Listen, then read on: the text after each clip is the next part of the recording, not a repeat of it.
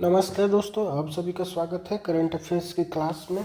तो आज का जो करंट अफेयर्स का टॉपिक है वो है नक्सलवादी आत्मसमर्पण या जो नक्सलवादी पीड़ित व्यक्ति हैं उनका राहत पुनर्वास नीति जो 2025 लागू है उसको देखते हैं।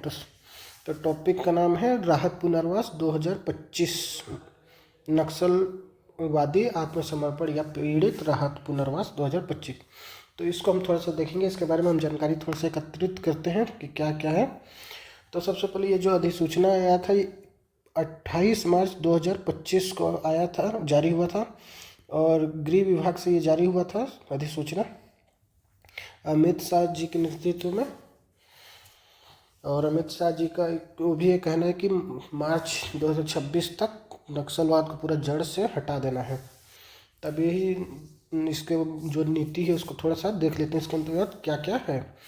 तो ये जो नीति इसमें प्रत्येक जिले में इस नीति का प्रभावी क्रियान्वयन करने के लिए जिला कलेक्टर की अध्यक्षता में एक विशेष समिति बनाया जाएगा तथा पुलिस अधीक्षक इसके सचिव रहेंगे। जो इसका जो अध्यक्षता कलेक्टर की अध्यक्षता में विशेष समिति का गठन होगा और इसका जो सचिव होंगे वो कौन होंगे, पुलिस अधीक्षक होंगे। इसमें कलेक्टर बोलेंगे तो एक अध्यक्ष हो गए और सचिव कौन है, पुलिस अधीक्षक सचिव हो गए। तथा जो नोडल अधिकारी इसमें नियुक्त किया जाएगा, इस पुनर्वास नीति में नोडल अधिकारी नियुक्त किया गया जाएगा मतलब होंगे और यह अधिकारी समस्त पुनर्वास कार्यों का निगरानी करेगा। नोडल अधिकारी नियुक्त होगा जो पूरे समस्त जो पुनर्वास कार्य है उसको निगरानी किया जाएगा। तो अध्यक्ष होंगे कलेक्टर, सचिव होंगे पुलिस अधीक्षक और इस नीति में एक नोडल अधिकारी नियुक्त होंगे जो पूरे जितने भी कार्य हैं इसके समस्त पुनर्वास के उसको निगरानी करेंगे।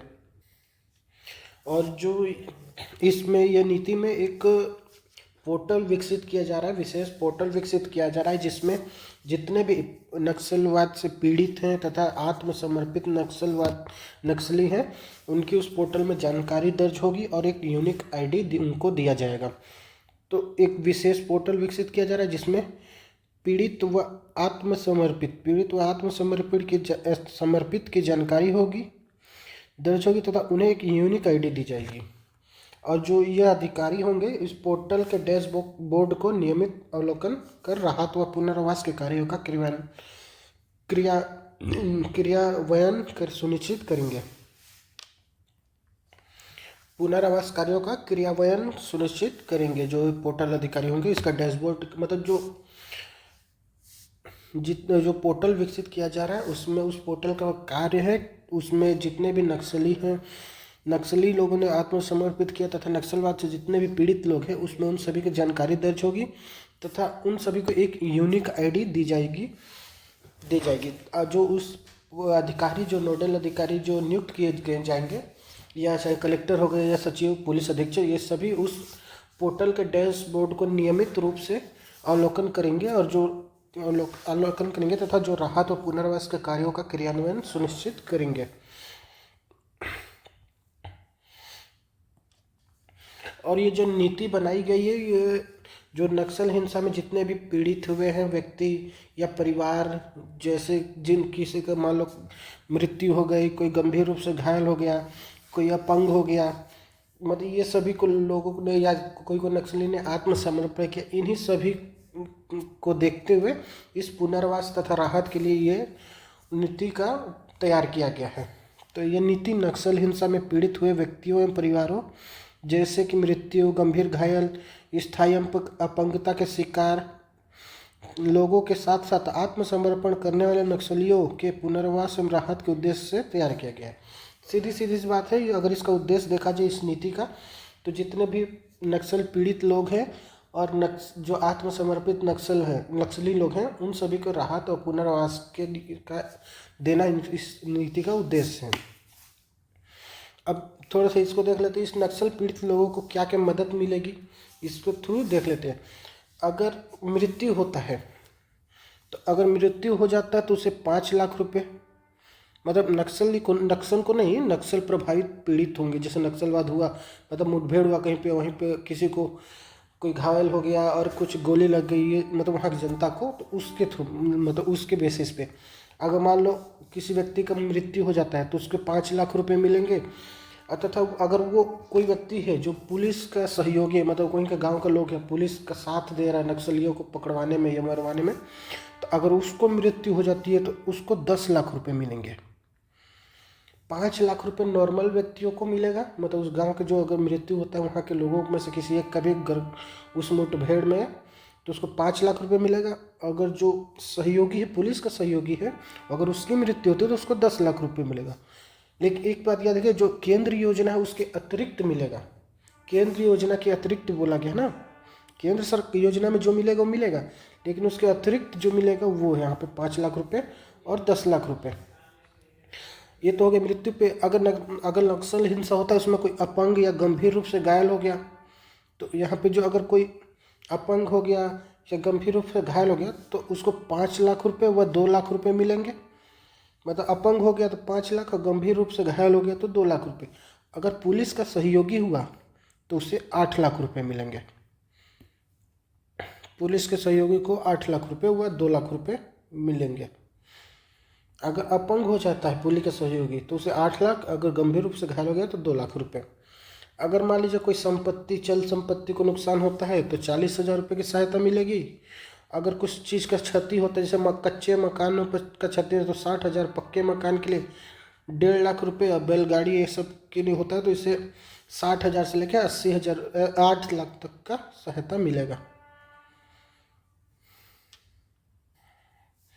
ये तो हो गया वहाँ से नक्सल प्रभावित जो पीड़ित लोग हैं तो उन लोगों को मदद। अब थोड़ा सा ऊपर देखते हैं। हाँ, अब यहाँ पे जो नक्सल प्रभावित या जो नक्सलियों ने आत्मसमर्पण किया है उनको सरकार ने क्या क्या, तो उस सरकार ने उनको जमीन या घर या राशि, ये 3 चीज़ देने का वादा किया है। अगर कोई आत्मसमर्पित नक्सली है, अगर वो ग्रामीण क्षेत्र में भूमि लेना चाहता है तो उसे 1.5 हेक्टेयर मतलब 1.5 हेक्टेयर कृषि भूमि मिलेगी। या फिर अगर शहरी क्षेत्र में तो उसे 4 डिसमिल मतलब 1742 वर्ग फुट आवासीय मतलब मकान मिलेगा। अगर गांव में लेना चाहता है ज़मीन तो उसे 1.5 हेक्टेयर मिलेगा। अगर शहर में लेना चाहता है तो उसे 4 डिसमिल मिलेगा, 1742 वर्ग फुट। अगर भूमि उपलब्ध नहीं हो पाता है, अगर सरकार ने उसको भूमि उपलब्ध नहीं करा पाया तो ग्रामीण क्षेत्र में उसे 4 लाख रुपए दिया जाएगा और शहरी क्षेत्र में उसे 8 लाख रुपए दिया जाएगा। भूमि देता है तो 1.5 लाख रुपए ग्रामीण कृषि भूमि देगा, और शहर में देता है तो 4 डिसमिल देगा। अगर भूमि नहीं दे पाता है तो अगर वो ग्रामीण क्षेत्र में तो 4 लाख रुपए मिलेगा, अगर वो शहरी क्षेत्र में तो 8 लाख रुपए मिलेगा। 3 वर्ष के भीतर अगर कृषि भूमि खरीदने पर उसे अधिकतम 2 एकड़ की भूमि पर स्टाम्प ड्यूटी और पंजीयन शुल्क पूर्णतः छूट मिलेगी। अगर वो 3 वर्ष के भीतर आत्मसमर्पण के 3 वर्ष के भीतर अगर कोई भूमि खरीदता है कृषि भूमि तो उसको अधिकतम 2 एकड़ की भूमि पर मतलब मैक्सिमम 2 एकड़ की भूमि पर उसे स्टाम्प ड्यूटी और पंजीयन शुल्क से फिर मतलब उसको स्टाम्प ड्यूटी और पंजीयन शुल्क देना ही नहीं पड़ेगा, फ्री होगा। अब फिर नेक्स्ट जो नक्सलियों ने समर्पित किया है 4 डिसमिल जमीन उनको देने का वादा किया है उसको थोड़ा सा देख लेते हैं। अगर कोई नक्सली सक्रिय नक्सली है जिसके ऊपर 5 लाख या उससे अधिक का इनाम रखा हुआ है, इनामी नक्सली है, तो अगर वो आत्मसमर्पण करता है तो उसको अगर शहरी क्षेत्र में 4 डिसमिल जो मैंने ऊपर बताया था, शहरी क्षेत्र में उसको 4 डिसमिल 1742 वर्ग फुट जमीन मिलता है, और ग्रामीण क्षेत्र में अधिकतम 1 हेक्टेयर की कृषि भूमि मिलते हैं। अब अगर जमीन नहीं देता है सरकार, जमीन नहीं देने पर अचल संपत्ति अथवा जमीन क्रय खरीदने पर, जमीन नहीं दी जाने पर अचल या संपत्ति को खरीदता है कुछ भी, या जमीन खरीदता है या मतलब अचल संपत्ति खरीदता है जैसे कि जमीन हो गया वह सब खरीदता है तो उसे 2 लाख रुपए का अनुदान सरकार देगा।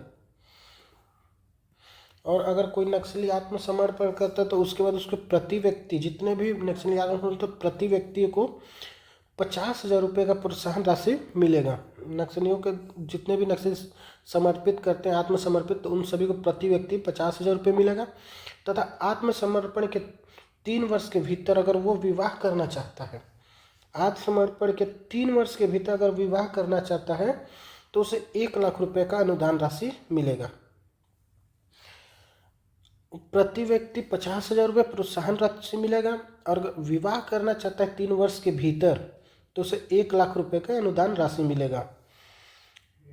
छत्तीसगढ़ ने नई नक्सलवादी आत्मसमर्पण नीति के तहत हथियारों के साथ समर्पण करने वाले नक्सलियों को लाखों रुपए की मुआवजा देने का प्रावधान किया है। इसमें मतलब अगर कोई भी नक्सली अपने हथियार समेत आत्मसमर्पण करता है, छत्तीसगढ़ सरकार ने कहा है, तो उसमें लाखों रुपए की मुआवजा देने की राशि का प्रावधान किया गया है तथा इसके अंतर्गत 30,000 से लेकर 5 लाख तक की राशि की हथियार के साथ आत्मसमर्पण करने वाले नक्सलियों को दी जाएगी। अगर कोई नक्सली हथियार सहित आप पूरे जब अपने हथियार सहित आत्मसमर्पण करता है तो उसे 30,000 रुपये से लेकर 5 लाख रुपए तक की राशि उसे दिया जाएगा। अब थोड़ा सा इसको देख लेते हैं। जो सुकमा में मुठभेड़ हुआ था उसको थोड़ा सा देख लेते हैं। तो जिसमें सुकमा में मुठभेड़ हुआ था 29 मार्च 2025 को मुठभेड़ हुआ था, जिसमें 11 नक्सली महिला समेत 17, मतलब इसमें से 11 महिला थी, नक्सली महिला, और 6 पुरुष थे, तो समेत 17 नक्सलियों को ढेर किया मारा गया था तथा उसमें हमारे 2 जवान शहीद हुए थे। 17 नक्सली ढेर हुए थे जिसमें से 11 महिला थी। उसमें 17 नक्सली में 11 महिला और 6 पुरुष नक्सली थे। सुकमा में मुठभेड़ हुआ था 29 मार्च 2025 को, जिसमें 2 जवान शहीद हुए थे। और कहाँ हुआ था ये? सुकमा के केरलापाल थाना क्षेत्र, याद रखिएगा, केरलापाल थाना क्षेत्र सुकमा में हुआ था।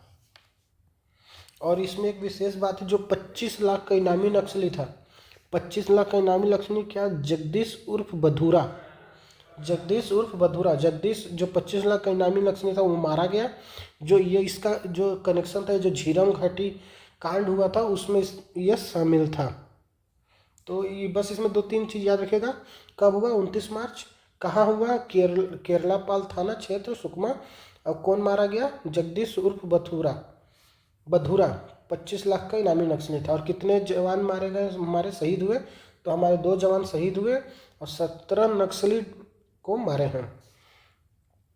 अब नेक्स्ट है, माओवादी मुक्त पंचायत को 1 करोड़ रुपए देगी सरकार। अगर कोई भी पंचायत अगर नक्सली क्षेत्र के अंदर जो पंचायत आता है, अगर वो माओवादी मुक्त हो गया तो उस पंचायत को छत्तीसगढ़ सरकार 1 करोड़ रुपए देने का वादा किया है।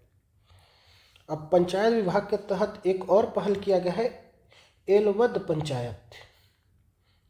पंचायत अभियान शुरू करने का सरकार अभी किया नहीं है, करेगी। मतलब उस पंचायत विभाग के तहत एक पहल है एलवद पंचायत अभियान। और आत्मसमर्पण करने वाले नक्सलियों को 3 साल मुक्त आवास व भोजन देगी। मतलब जितने भी नक्सली वहाँ आत्मसमर्पण करते हैं छत्तीसगढ़ के, तो उसे 3 साल तक मुक्त या मुफ्त आवास या भोजन मिलेगा। और शहीद जो जितने भी इस मुठभेड़ में शहीद हमारे जवान हुए हैं, उन शहीद जवान या सुरक्षा कर्मियों को उनके जो भी पैतृक गाँव, मतलब जहाँ के वो लोग हैं, वहाँ पे उन सभी की मूर्तियाँ बनाई जाएगी। ये हो गया नीति, मतलब ये हमारा पुनर्वास नीति हो गया। तो अब थोड़ा सा ये ऊपर देख लेते हैं। तो हथियारों के साथ आत्मसमर्पण करने वाले नक्सलियों को प्रोत्साहन राशि मिलेगा। 5 लाख रुपए मिलेगा LMG पर और 4 लाख रुपए मिलेगा प्रत्येक AK-47 या असॉल्ट राइफल पे, और 2 लाख रुपए SLR साइंस राइफल पर, और 2.5 लाख रुपए मोटार पर मिलेगा। 1.5 लाख रुपए MP9 टेक्टिल पर, और 1 लाख रुपए 303 राइफल पर। बस आप इसको याद रखिएगा।